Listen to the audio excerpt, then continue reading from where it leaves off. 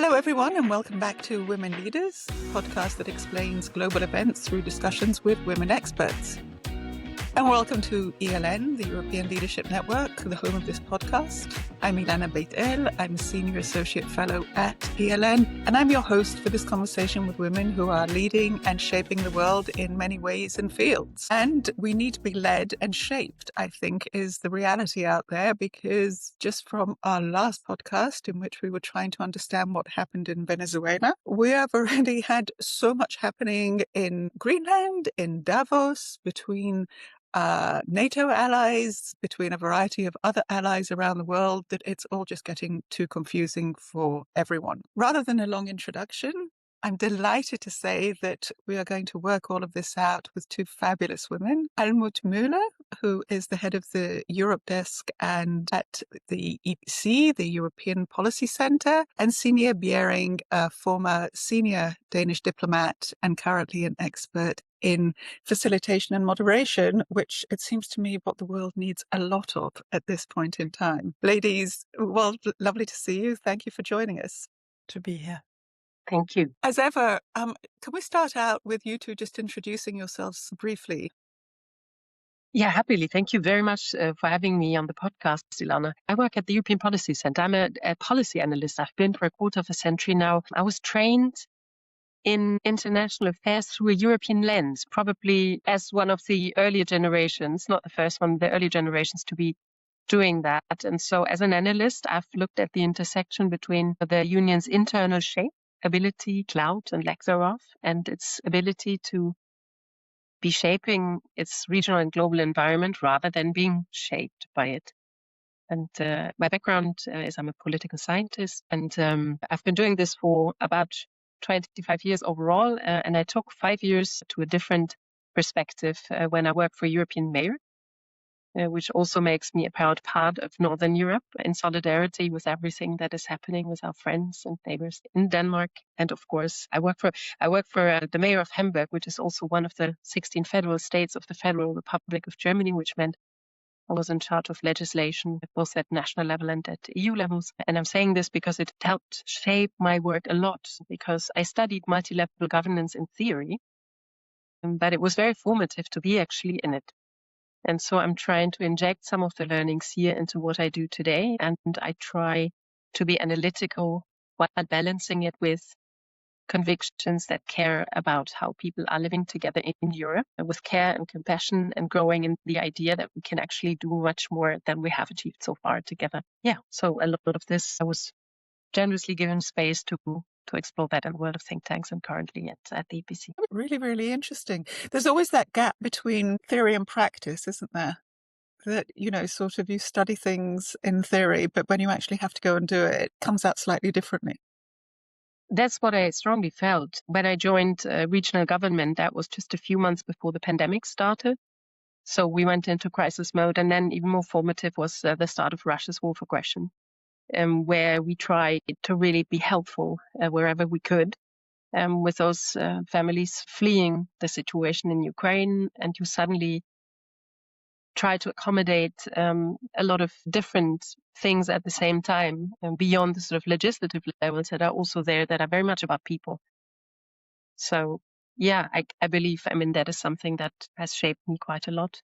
And in the world of analysis, as analysts, I think we often underestimate the logic that being in charge and caring about your communities at many, many levels, what that entails, the responsibility, the accountability. And it hopefully helps me to be a better analyst as well, in terms of trying to have impact that is a bit more meaningful. Excellent. Signe, you also have come from the world of practice to another world of practice. Can you tell us a bit about your career? Yeah, I'd be happy to. And thank you so much, Ilana. And great to be with you here, both of you.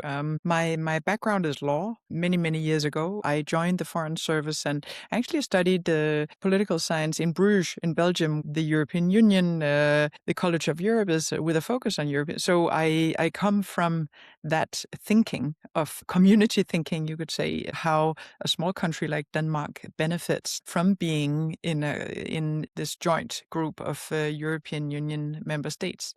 I was with the Foreign Service for 21 years, and I was posted to India as my first posting, to China, and then to Israel. That was my last posting, where I was deputy ambassador from 2014 to 2018, so for 4 years. And then I decided to leave the Foreign Service and create my own business, doing facilitation, coaching, speeches, and so on, with a focus on diversity, on culture, on leadership. And Ilana, I know your background is from Israel originally. Having been to Israel was it had a huge impact on me and on my view of the world, together with India and China, such dramatically different countries and views of what is a society, what is a people, what is religion, how do we view each other, how do we go about being together. And each of these 3 countries had views of that were so different from how we in Denmark look at ourselves, and at the moment, how we look at our cooperation with people in Greenland, how we are together in one nation. So that is my background, and today I'm very interested in how leadership can be developed and shaped. And I do also work with very functional and very dysfunctional organizations, and who are all also influenced by leadership, and how what we see on the world stage can also be found at smaller levels in everyday life of people. Well, fascinating, both of you. So I'm sure we're up for a fabulous discussion. Both of you raised issues which I would very much like to come back to immediately without even touching upon the various lunacies going on. Almut, you refer to it, in a sense, you refer to it too, Signe, by saying I was brought up in Denmark. Is there a northern perspective that is different from a central or an eastern or a western perspective in Europe? I don't know. I think, we're in many ways shaped, of course, by the environment we grow up in. And I'm not sure that is always about geography so much. But the older I get, and I was born in Westphalia, which in some parts of my home country, Germany, will be considered northern. The Bavarians will say that, but our identity is actually very Western. We would say we're very Western, for political sort of all sorts of explanations. And the older I get, I work for a northern German/European city, which certainly helped me. And the older I get, I feel that as well, how much still, a sense of space has meant something to me over the years.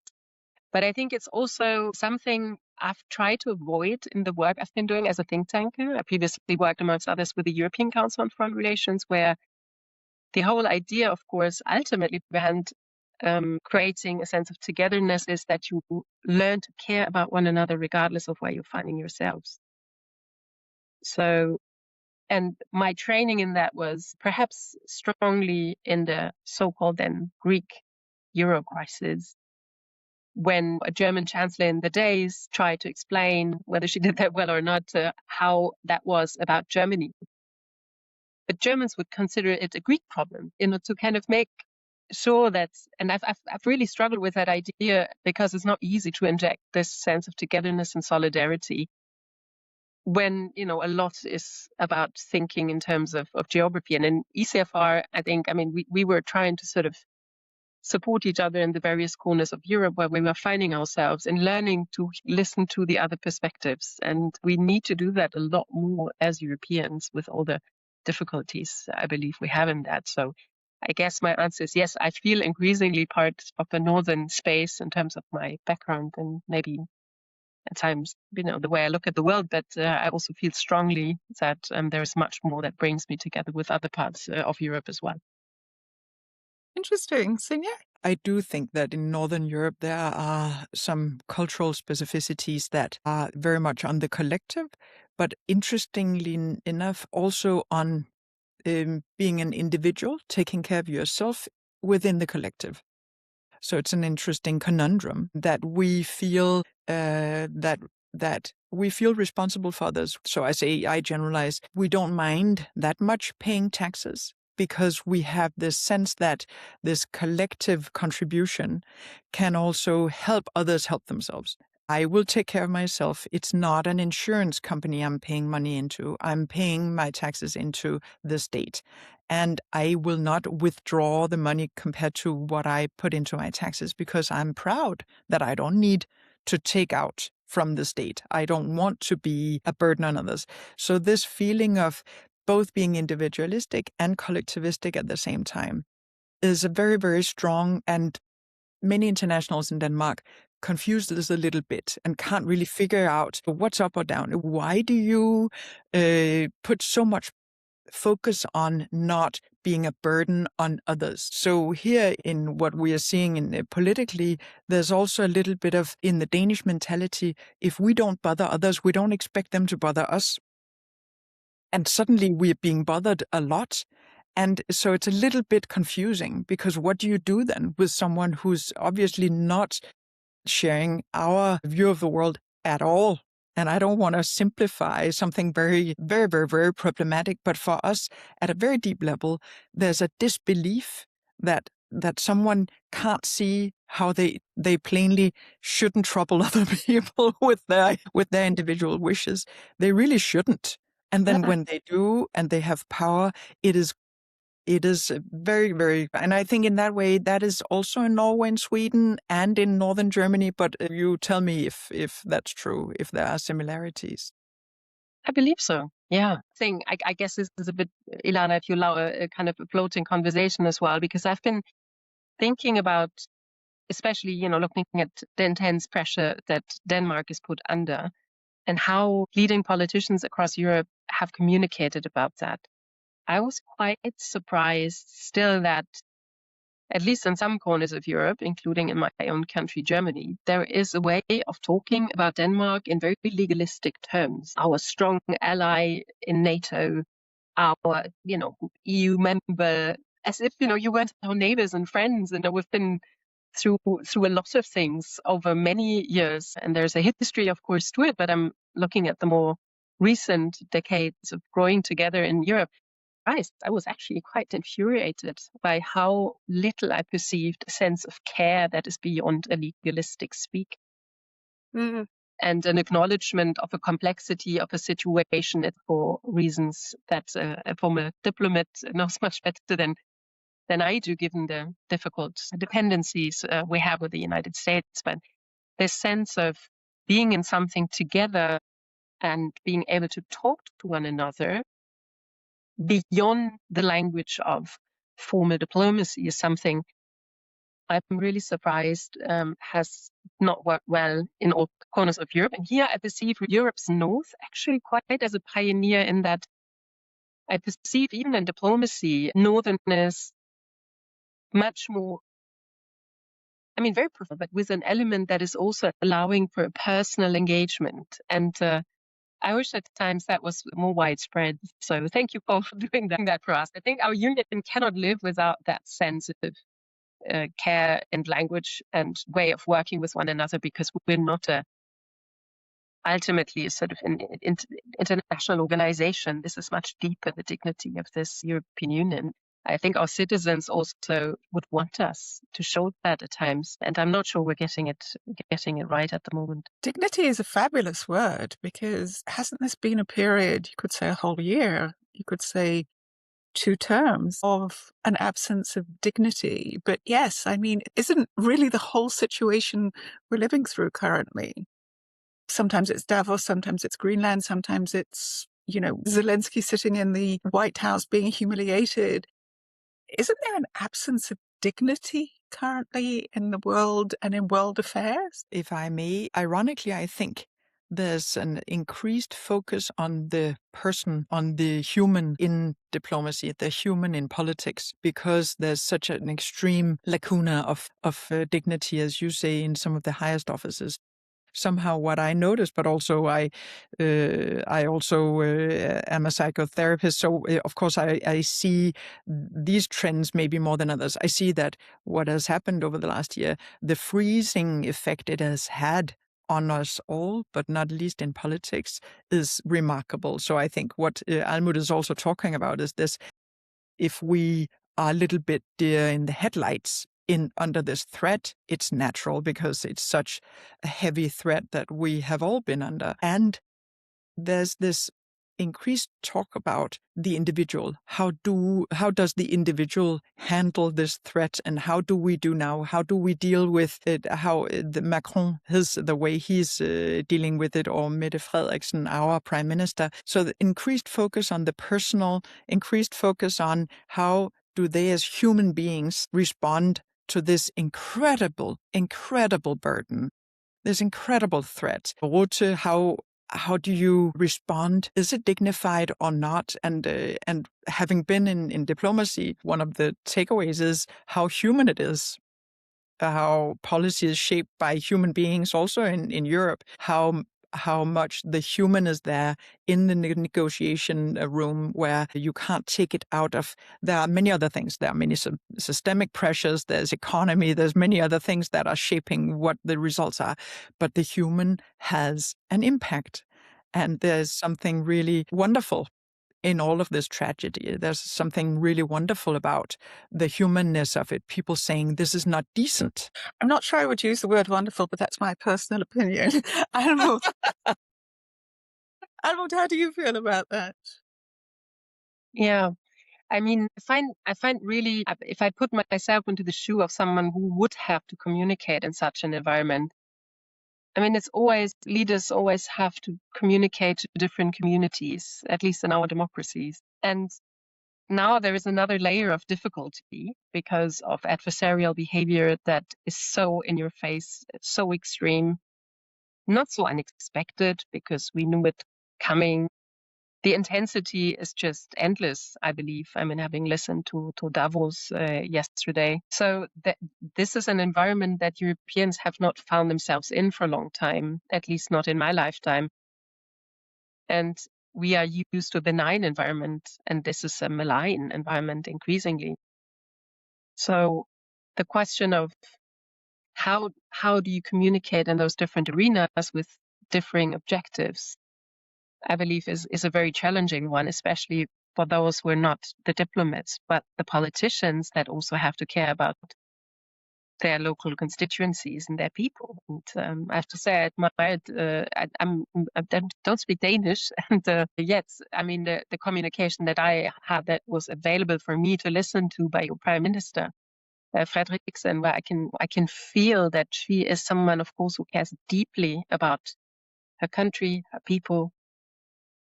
This, I think, is a very good example of how you can do it, and how you can also use different arenas to talk about these matters, but have a clear compass with it, because you can't overdo it. You can't say one thing in one arena and then another thing in the other too much.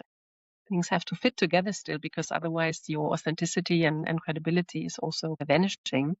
But I believe it's a very testing time for our leaders. And what I've observed from the outside more than from the inside is that it is also a coming together using a lot more informal ways. I assume there will be a lot more informal exchanges than there have ever been between EU leaders, even more than in the crises that we've seen with Russia's war of aggression, pandemics, migration pressures. I think at this point in time, we are really seeing leaders understanding that it is about their oath in office, what they promise to their people, and that makes them do a lot of things, including probably doing a lot of informal texting, not only over the pond, but also between themselves, where you can see there is alignment, there is understanding. That makes me actually quite optimistic and quite positive. It's a discovery of working together as Europeans, some more than others, arguably, but that also, I would agree, has a lot to do with personalities and how they're doing it. And we have some leaders in Europe on that front. Actually, again, Europe's North, I think, is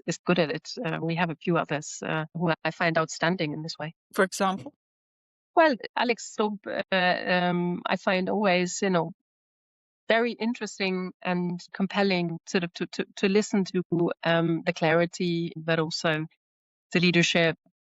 And I'm not saying it's only in Europe's North, but it is I guess it's no coincidence that we see more clarity where the threat is felt so much more acutely. And then it comes down to word I think you used, Ilana, about maybe you, Signe, about decency. And, this is this is not right. This is what people feel very deeply at this point in time. And that would be, I'll stop after that thought. Where I was struggling really most was that my sense was, including in my home country, in Germany, the sense of people asking, how can this be that we're being ridiculed? Our leaders are being ridiculed. We seem to be exposed, vulnerable, naked, after all those years of being told, we're going to make it together, and now there is a bully somewhere. And the responses were by and large, in my sort of own environment, well, it's a complex situation. We can't really position ourselves against something too much because we are too dependent. But there was no communication that was about, we can decide for something. You don't have to be against something. We have a choice. We have a renewed choice for Europe that we can make now. That is powerful. That is also quite exciting. It does excite me, which has carried me some way over this festive break, which had difficult news and sad news, to believe that. And this urgency you feel, I think, more when you're really, really feeling the vulnerability and the exposure that the North has felt, of course, because of Russia, but suddenly also from the most important partner and ally of many decades. So that probably brings that kind of clarity. Yes, I think that's very, very true. And I'm so delighted we're having this conversation because everybody is so busy. We're recording this just before the European Council and just after Trump said this or Trump said that. But it's very unpredictable, and it doesn't really matter at the end of the day, not just what we will or won't say or think, because he'll go back on it the day after, or it'll be recast as something else. But I think that talking about the function and the foundations is very, very important. And I perceive we are doing that here simply because what we're also talking about is breaking all the rules of protocol. And for those who've never been in the business in any way, shape, or form, I used to work in the UN. Protocol is there not just so that you look pompous or something like that. It's to help everybody get on and move in a certain way. So different cultures and different countries and different genders, sort of that's the way it happens. So one of the things that's happened with Trump is just a complete demolition of protocol. There doesn't seem to be protocol unless it's, sort of saluting him and saying how wonderful he is. And that must be very disorientating also, both for diplomats and policy people, but also for other leaders, because you usually know where you are. There's usually a protocol person. I'm sure you can speak to it very well, Signe, protocol person that comes and whispers in the ear of the chief assistant and says, now they have to stand there, now they do that, et cetera, et cetera. And the demolition of that seems to be not the least of what's going on before you get to the rudeness. Sina, can you talk a bit about that, sort of we need protocol, we need to know how things happen? It's interesting because when I was a diplomat, protocol was often seen as a little bit of a showstopper, something that's a little bit annoying. We have to remember when we set the table to figure out who should sit with who. And of course, it's something you had to do because you knew that some stickler would be very upset if they were put in the wrong place on the table, but Northern Europeans wouldn't because they're cool. And as it happens now, we're being reminded of how incredibly, as you say, Ilana, how incredibly important diplomacy is, the value of diplomacy, the value of protocol. Not in order to keep people down, but to raise the level of awareness and enable communication between unequal partners. So we destroy communication, we destroy the ability to see each other truly when we ignore the rules that we have created over centuries, and we destroy trust.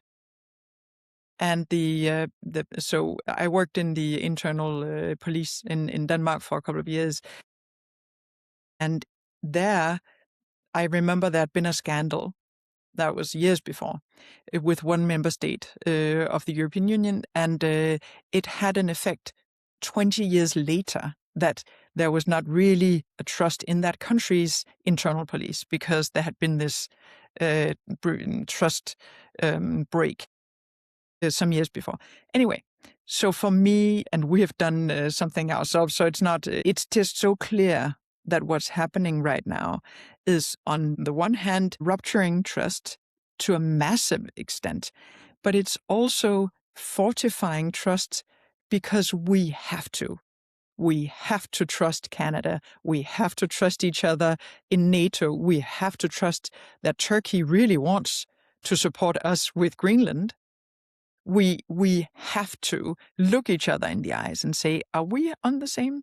Yes, we are. We are still in the same boat of people who do believe that respecting each other, adhering to protocol, that is the way forward to ensure that we cooperate with. And that is such an interesting development because it's ironic. It's ironic that this rupture that's happening now is actually reinforcing cooperation, and I hope that the European Union will go out of this is much stronger, and in a way NATO as well, because there's a need on the American side as well to reflect we really want to be in it, and a need for showing their engagement. But the rupture of trust has been there, and it'll take many years to fix that. What do you think, Almut? I completely agree. Yeah, I mean, I would perhaps even go a step further. Thought last year when I was listening to speeches in Munich, and it was very clear, and it's now cemented again in a national security strategy. That's the political objectives that are enshrined regarding Europe are actually a reason for me, as someone who has grown up in liberal democracy and cherishes it deeply, and cherishes our European Union that we managed to build over the years, that this is an environment where trust is broken deeply. And I mean, I'm not someone who's been working intensely on NATO, but I talk, of course, to my colleagues. And my sense has always been, because I've studied the European Union, that without a sense of trust, cannot imagine organizations of the depths and the sort of the existential nature as NATO is to work without that trust in its most important partner. And I think I felt already last year, and I started writing about it, and I had, as I would expect, some pushback when I said, well, I don't think this can be easily mended. We need to think about an alternative landscape of collaboration in Europe, again, that is more built on trust.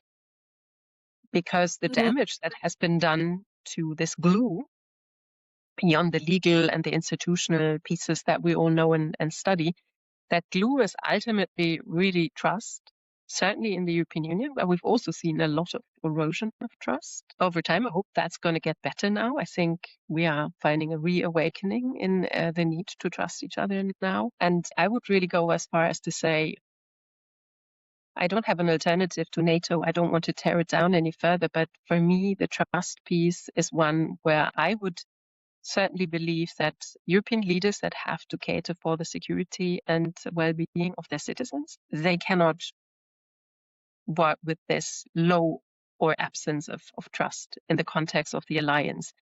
And my assumption will be that they feel that, but also people in the alliance, and I know NATO is very different from the EU, and this way it's working, of course, is a lot more of an alliance and an international organization. That I've been thinking a lot about how to create this landscape of institutions that is built more on trust again. I find very, very encouraging that some impulses that I've heard in Davos, including by the Canadian leadership, was very encouraging in that way, because it also entails, I believe, the question of, what is it that we need to do better? What is it that we haven't done well enough? Why is also trust eroding within our union and in Europe, in politics, etc.? What is it that we need to get right again? So it's quite a deep moment, I find, profound rethinking. And I'd like us in Europe, I don't know how you're perceiving it, but I don't feel very much the sense yet that this is also an opportunity. I feel a lot of concern, rightly so. I mean, this is a very difficult situation, but I would wish for a sense of we will shape this, we will get through this, and we will grow in it. As an analyst, of course, it's also an exciting prospect, but I don't want to sound cynical. I mean, it's very much about real people. Yeah, it's just, it feels like a profound moment where, we understand how institutions can work beyond, legal questions and institutional sort of routines. They need more than that. And in that, they also create a different kind of power and impact when we're being made believe by others at the moment that power is something raw and based on, what I would call old-fashioned and outdated understanding of power. So I won't give in. I believe we have something different on offer. I hope so. Signe, do you agree? Yeah, I think there's, Almut, you said outdated. Unfortunately, it seems like it's not.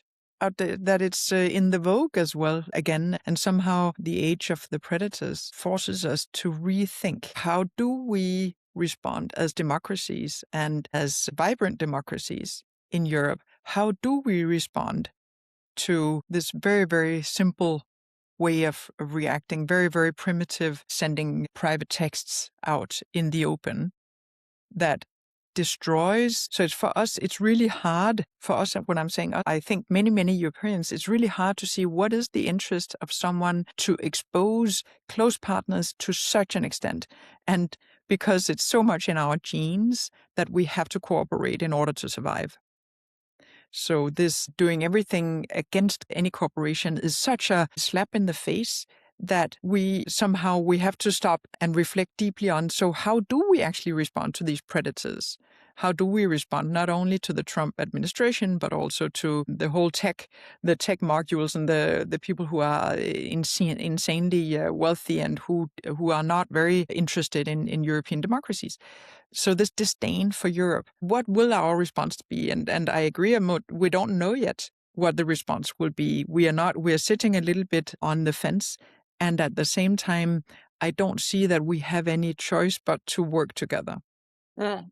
And I think the Canadian Prime Minister was very inspiring. And I hope that, and I'm sure that this is what we need. But as a very small country, Denmark, we are, of course, incredibly vulnerable because we are de facto unable to do anything without the support from the rest of Europe. So we are cognizant of this vulnerability, and together with Greenland, also a vulnerability of the Greenlandic-Danish relationship throughout hundreds of years. How's that going to look after this tumult? How are we going to get out on the other side in a way that's dignified for everyone? So in 1964, we lost a third of our landmass to Germany. We've said since then, it has had a remarkable influence on our psyche, on our personality, the Danish personality, which would better look in and take care of ourselves. So the individualism comes from that as well, and will be respectful of everyone, but we have to take care of ourselves and not be expansionist in our ideas, because then we'll be hit hard. And now we thought we were doing well. We were trying to stay calm and be friends with everyone, and that didn't work out. So we also have to figure out, who are we? That's a fabulous point, I think. And I mean, you've both raised so many points. We could go on and on and on and on. But actually, I would like to take you back onto that, because do you think that for Germany, in a long process after the Second World War, but it was two wars, really. It was the First and Second World War for everyone in Europe. What was the road that at least West Germany went on to regain trust from its neighbors on the one hand, but also to reevaluate itself? I believe what was absolutely empowering and enabling was that there was graciousness in the countries that the Germans had devastated, to underpin this idea that we would want them. And the United States was, of course, one of them as well. Years after the cruelties of the Nazi regime across Europe, to really believe we need to do something. There is nothing ultimately evil about the Germans. We would want them back. And for me, that is a deeply sort of humbling thought, because it must have been so big, because many of those leaders will have lost family members in those battles. And to be able to extend the hand and say, you can come back. And then, of course, there was the political alignment for which Konrad Adenauer, I believe, stands. Germany's commemorating 150 years of Adenauer's, this year. So we are, I believe, in this orientation of turning west and embedding. This was not uncontroversial, obviously, because it meant somewhat accepting a split of the country, to reorientate and say, well, we're trying not to abandon the idea that the country will be unified, but we have to make a choice. And the choice was the Westbindung, to go west. And then again, I mean, we were so fortunate in history against the backdrop of all these devastations of World War I and World War II that in the late 1980s, there were European neighbors who helped us tear down the wall, including, Eastern Germans. So, and that has created a lot of sort of internal happiness, but then also a lot of new questions of who we are. And I think at this point in time, we're in yet another phase of, and here I wouldn't disagree with you, Cindy, that our response cannot be trying to navigate a world of predators. You really have to also develop claws and teeth and understand when to use them and how to use them, how to democratically underpin the use of those claws. And this is something that clearly my country has to learn and has learned, I believe, already to quite some extent. I remember I was in the Bundestag, in the German national parliament, as a representative of one of the federal states who have a bench there and are allowed to listen to the plenaries when then Chancellor Scholz pronounced his Zeitenwende speech. I will never forget that Sunday after Russia's invasion, full-scale invasion of Ukraine started a few days later. And I think Germans have understood that it is very much about them now as well. And that I'm actually quite relieved about that, because for me, it wasn't so obvious when I was sitting in this plenary on that very day that the message that was then carried on with also the new chancellor in office would resonate, at least in the majority of the German public. Because I imagine there were two kind of, one reflex might have been, well, this is not we shouldn't go there again. We need to stay and learn from history and be pacifist. And you find that political strand, and it is tempting to some. But then also the other one, perhaps saying, well, ultimately, I mean, it's not really about us. We are helping in many ways, but this has not developed. Public opinion has developed very strongly in support of Ukraine. Of course, there are political discussions about the extent to which arms deliveries are possible, but they are happening. And there has been a tremendous shift in the country. And I have to say, it also helped a lot to be surrounded by leaders. And Denmark is one of them. A smaller country, but very determined right from the start, with a lot of resources, and making clear that we can be safe and comfortable in the thought that we're not in this alone, we're in it together. And we can do this together in our own ways, and not to say we don't see that the world is going into makes right and survival of the fittest, but to say, okay, still, we're adapting to that, but we have our own ways of doing that. It's possible. And it was interesting for me then also in the speeches of the last days in Davos and elsewhere, that European leaders are actually in that mode. They are focusing on calmly responding to an environment that looks chaotic and crazy in many ways. And I'm actually quite calm inside in this moment as well. When I listened to Mr. Trump speaking in Davos yesterday, I listened to the full speech because I just wanted to sit it through and also to see what it does to you beyond the analytical. And I observed really a calmness in that it's very clear and pronounced what is happening here. And that is helping structure also minds and responses in Europe. And in that, it was almost, I wouldn't call it a positive experience because it was a very painful moment as well, but a moment of reassurance that it is right now to choose Europe. It is not a choice against something. It's a choice for something. And do you think, both of you, that everyone in Europe will feel that way? Especially, let's say, Hungary, Slovakia, which we know are sort of outliers. But do you think there is going to be this greater awakening that the US is not the US we once knew? That's for you, Almut. No, it's for you too. I mean, my sense is, yes, there is a split also in Europe, and there are forces in Europe that want to undermine the union from within. I mean, let's be very clear about that. And you named some of the political forces in those countries. At the same time, my sense is that it also does something to all political strands in our member states of the European Union that the US is so changing its face. If you look at what is happening in France right now, I mean, it's somewhat, there's a new sort of thinking about how do we position ourselves to this very, very different US. And the outcome is not everywhere obviously saying, well, we're aligning. There's actually a lot more nuance to it. And that I find relevant to watch. Because ultimately, I think at this point in time, European electorates, and yes, I agree with you, Ilana, probably to different degrees, depending on where people find themselves, where they feel they're immediately affected, or where their leaders make them understand that they're in this together. Also, in other parts of Europe that are more distant from Europe's north or Europe's east, with Ukraine, of course, happening. At this point in time, the orientation to say European electorates expecting, I think, because they don't find it right what is happening. They feel diminished, they feel ridiculed, and they have the sense of, someone needs to do something about this. And it's risky also in that sense, to go into alliance with the United States of the current time. And I think this reassessment is being made.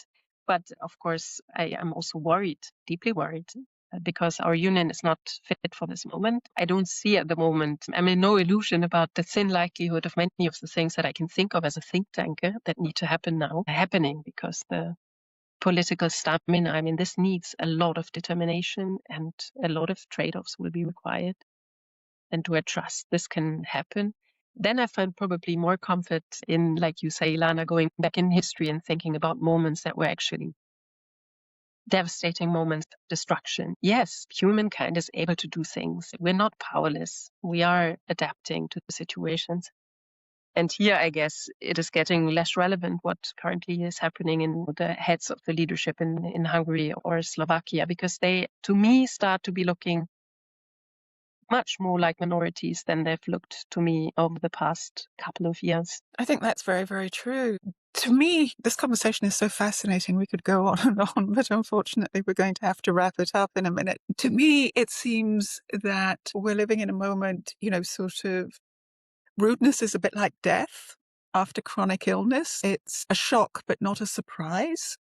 Everybody's shocked when somebody is rude to you, but with some people, you come to realize it's not surprising because they've always done it. But I think we're still in the shock moment right now, having, not being surprised. But the real question will therefore be, how do you come out of the shock and what do you do after that? I tend to feel that with all the optimism, for me, Almut, then yeah, I agree with you in your last comments that I'm not seeing that determination of we've been shown that what was doesn't exist anymore. And I think it's really just on that, the Gramsci quote that WWII used, that, between the old and the new.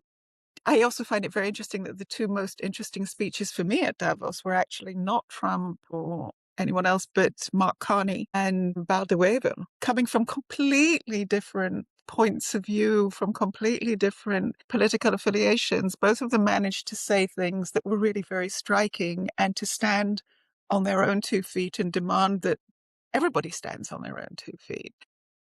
Do you think most leaders, Signe, your experience of in your current profession, will they see that? Will they be envious of that and try and emulate it? Or will they go, yeah, it'll all pass? Yeah, it's a good question. I think